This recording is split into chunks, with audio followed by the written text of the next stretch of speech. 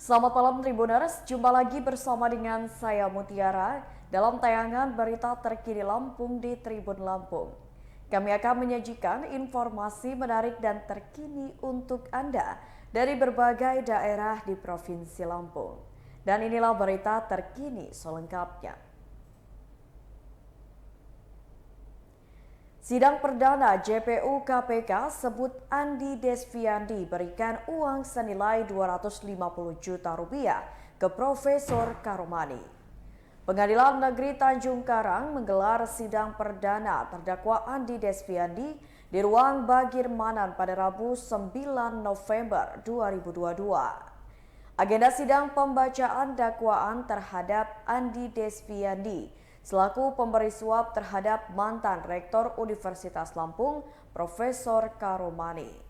Persidangan dipimpin oleh Ketua Majelis Hakim Arya Veronica dengan dua hakim anggota yaitu Charles Kholidi dan Edi Purbanus. Kemudian persidangan dilanjutkan dengan pembacaan dakwaan oleh Jaksa Penuntut Umum dari Komisi Pemberantasan Korupsi Agung Satrio Wibowo. JPU dari KPK Agung Satrio Wibowo menyebutkan Andi Desviandi memberikan uang senilai 250 juta rupiah kepada Profesor Karomani selaku Rektor Universitas Lampung saat itu.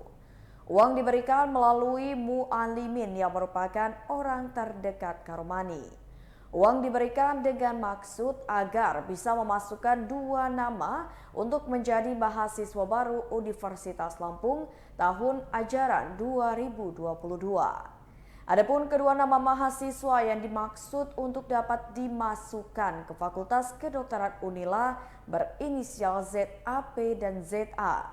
Selain itu, Andi Desviandi juga menjanjikan furniture seharga 150 juta rupiah hingga 200 juta rupiah kepada Karomani. Furniture rencananya untuk ditempatkan di gedung Lampung Nahdliyin Center yang didirikan oleh Karomani. Menurut Agung, pada tanggal 19 Juli 2022, Andi Desviandi menelpon Karomani dan menyampaikan bahwa terdakwa hendak pergi ke rumah Karomani. Kemudian Karomani mempersilahkan terdakwa datang ke rumahnya. Dalam dakwaannya, JPU menyebut Andi datang bersama dengan Ari Mezari Alfian. Diketahui pertemuan tersebut juga dihadiri oleh Mu'alimin yang merupakan orang kepercayaan Karomani. Setelah persidangan, kuasa hukum Andi Desviandi, Resmen Khadafi mengatakan pihaknya tidak mengajukan eksepsi atas apa yang didakwakan oleh penuntut umum. Seusai persidangan, Andi meninggalkan ruangan dengan dikawal oleh sejumlah petugas keamanan. Andi sendiri tidak berkomentar banyak saat dicecar awak media, ia hanya minta didoakan saja.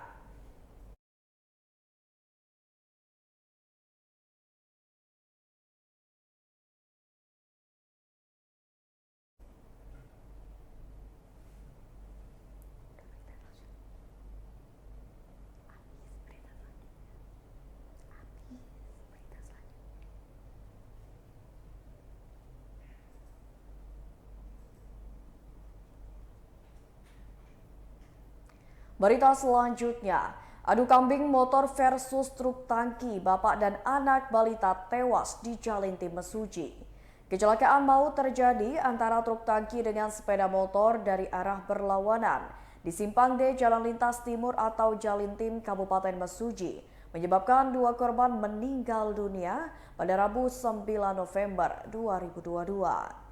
Diketahui kedua korban meninggal adalah pengendara motor Honda Beat putih dengan nomor polisi B3353TGB yang terdiri dari ayah dan anak yang berumur 3 tahun bernama Iskandar dan Zia.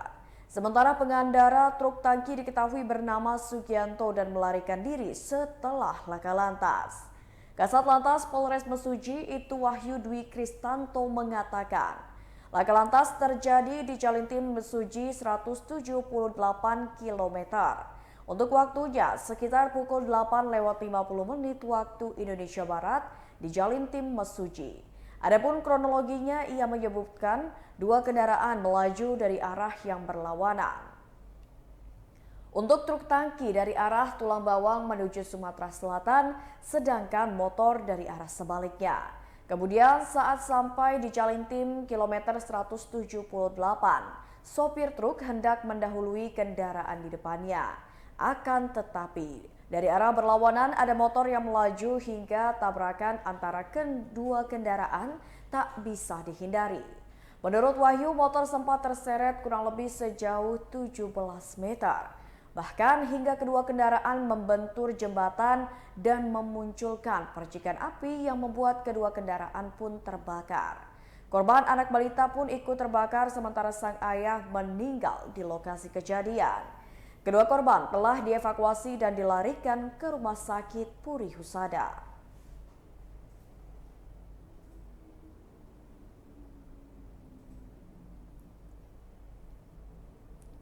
Berita selanjutnya, tak kuat menanjak truk tangki muatan tetes tebu terperosok di jurang Kota Bumi.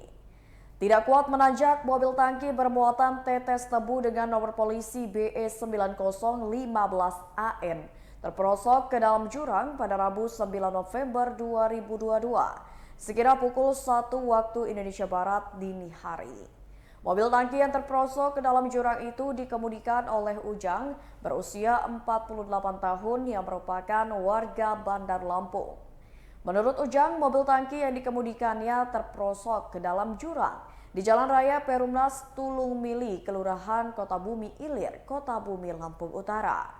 Saat itu ia akan menanjak di daerah Tulung Mili, Kelurahan Rejosari, Kota Bumi. Namun di tengah tanjakan ternyata mobilnya tidak kuat menanjak. Ditambah lagi rem mobilnya blong sehingga kendaraan tidak bisa berhenti dan melaju mundur hingga masuk ke dalam jurang. Sebelum mobil masuk ke dalam jurang, pengemudi berhasil menyelamatkan diri. Ujang mengatakan mobil yang dikemudikannya merupakan milik perusahaan dan membawa muatan tetes tebu dari Kecamatan Bunga Mayang menuju Panjang, Bandar Lampung. Ujang mengaku biasanya ia tidak melintasi jalan itu namun lewat jalan Bernah Kali Cinta. Selain itu ia sendirian tanpa iringan kendaraan lainnya, padahal biasanya beriringan membawa mobil tetes tebu. Setelah kecelakaan, Ujang sudah menghubungi pihak perusahaan. Namun hingga Selasa siang, perwakilan dari perusahaan belum mengevakuasi truk tangki tersebut.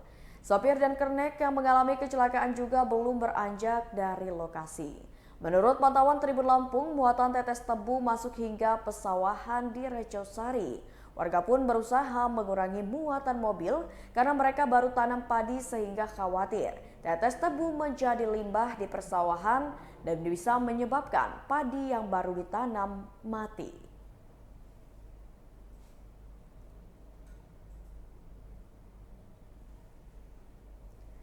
Berita selanjutnya, 4 pejabat Ponpes Darul Hufaz Pesawaran jadi tersangka korupsi dana BOS. Kejaksaan Negeri Pesawaran menetapkan 4 pejabat Yayasan Pondok Pesantren atau Ponpes Darul Hufaz sebagai tersangka kasus korupsi dana bantuan operasional sekolah atau BOS pada Selasa 8 November 2022 kemarin. 4 tersangka itu diduga menyelewengkan dana BOS hingga mengakibatkan kerugian negara sebesar 2,3 miliar rupiah. 4 tersangka tersebut antara lain MI yang merupakan Direktur Ponpes Darul Hufaz dari tahun 2018 hingga 2021. AS yakni Kepala Madrasah Ibtidaiyah Ponpes 2018 hingga 2020. TSA merupakan Kepala Madrasah Sanawiyah Ponpes 2020 hingga 2022 dan AD yakni Kepala Madrasah Aliyah Ponpes 2018 hingga 2022. Menurut Kepala Kejari Pesawaran Diana Wahyu Widianti, Kejari telah menahan 3 dari 4 tersangka yaitu AS, TSA dan AD. Sementara 1 tersangka lagi masih diburu, yakni MI sehingga masuk dalam daftar pencarian orang.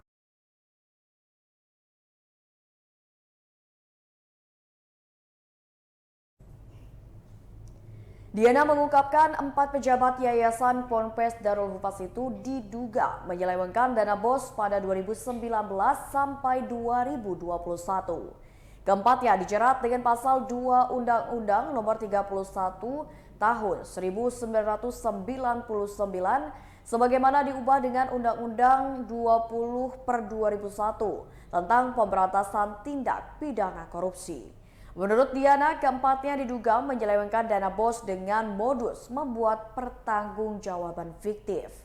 Diana menerangkan pemanfaatan dana BOS tersebut adalah sebagai dana operasional pelaksanaan Ponpes Darul Hufaz.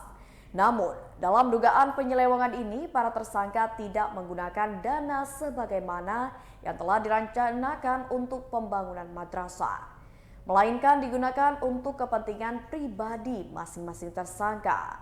Sebelum melakukan penahanan, Kejari Pesawaran telah melakukan pemeriksaan kesehatan ketiga tersangka. Hasilnya, ketiga tersangka dalam keadaan sehat sehingga ketiganya langsung ditahan di rumah tahanan kelas 1 Waihui, Bandar Lampung.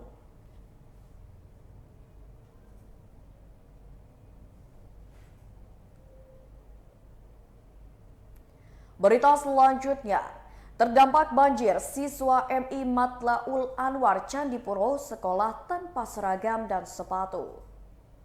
Dampak banjir di Lampung Selatan beberapa waktu yang lalu membuat siswa Madrasah Ibtidaiyah Matlaul Anwar di Desa Banyumas, Kecamatan Candipuro tidak memakai seragam sekolah dan sepatu. Sebab puluhan siswa tersebut kehilangan peralatan sekolah seperti alat tulis, seragam, dan juga sepatunya. Pantauan dari Tribun Lampung di Madrasah Ibtidaiyah Matlaul Anwar pada Rabu 9 November 2022, terdapat 38 siswa yang tidak memakai seragam dan juga sepatu. Salah satu siswa bernama Narendra yang duduk di kelas 4 Madrasah Ibtidaiyah Matlaul Anwar mengungkapkan, seragam sekolahnya hanyut saat banjir terjadi. Untuk itulah Narendra berharap pemerintah dapat memberikan alat tulis, seragam, dan juga sepatu. Siswa lainnya bernama Ainun juga mengungkapkan hal yang sama. Sepatu dan seragam miliknya pun hanyut terbawa banjir. Ia mengatakan tidak enak bila tidak pakai seragam sekolah karena terlihat berbeda dengan teman-teman lainnya. Kepala Madrasah Ibtidaiyah Matlaul Anwar Ilyasin Shobir mengatakan, ada beberapa siswanya tidak memiliki alat tulis, seragam, bahkan sepatu akibat bencana banjir yang terjadi. Ilyasin mengatakan jumlah siswanya yang tidak punya seragam sekolah sekitar 38 siswa. Ia mengatakan awalnya beberapa siswa tidak mau masuk sekolah karena tidak memiliki seragam dan juga sepatu.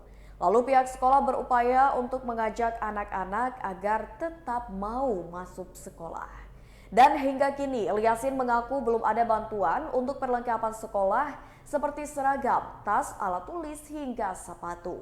Sementara itu, relawan dari berbagai elemen masyarakat tampak memberikan bantuan pada siswa Madrasah Ibtidaiyah Matlaul Anwar di Desa Banyumas. Bantuan berasal dari Ketua Partai Gerindra yaitu Syaiful Anwar, Ketua Kementerian Agama Kabupaten Lampung Sepatan Azhari dan jajaran, Ketua Banser Arif Rahman Hakim, beserta seluruh jajaran, serta Rektor IAIN An-Nur Andi Warisno. Mereka memberikan bantuan berupa sembako yakni beras, mie, telur, gula, dan lainnya, serta perlengkapan sekolah yakni alat tulis dan juga buku pelajaran. Rektor IAI An-Nur Andi Warisno mengatakan pihaknya memberikan bantuan sembako sebanyak 350 paket.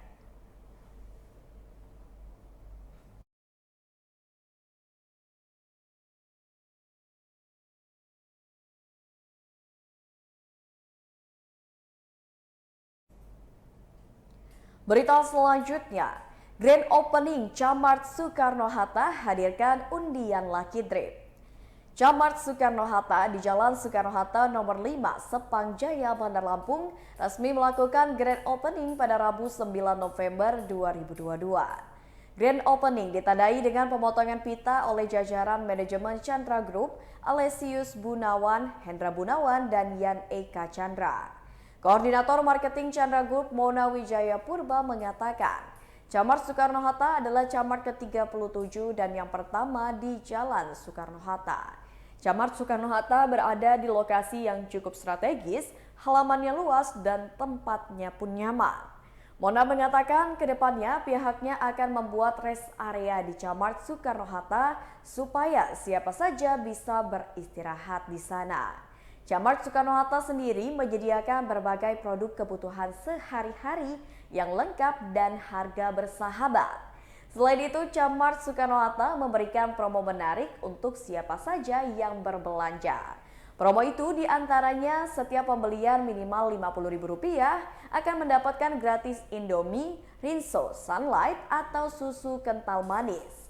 Promo lainnya tiap pembelian minimal Rp100.000 bisa mengikuti undian Lucky Dip. Adapun hadiah yang disediakan dalam undian Lucky Dip adalah LED TV 32 inch, Miniso Storage Organizer, Stationary Organizer, Crossbody Bag, bantal leher, setrika, kompor gas, blender, mixer, panci teflon set, dan berbagai hadiah hiburan menarik lainnya. Selain bisa mengikuti undian Lucky Dip, konsumen yang berbelanja minimal Rp100.000 bisa mendapatkan kupon undian Gebiar Undian Chandra yang akan diundi pada 25 Januari 2023 mendatang. Tak hanya itu, kalau konsumen berbelanja minimal Rp10.000 dan memiliki kartu VIP Chandra bisa mendapatkan poin di kartu VIP Chandranya. Kalau poin dikumpulkan bisa ditukarkan dengan berbagai hadiah menarik di konter VIP yang ada di Chandra Superstore. Kalau konsumen belum memiliki kartu VIP Chandra, konsumen bisa mendapatkan kartu VIP Chandra reguler gratis di Camart Soekarno-Hatta dengan syarat hanya memberikan 1 lembar fotokopi KTP.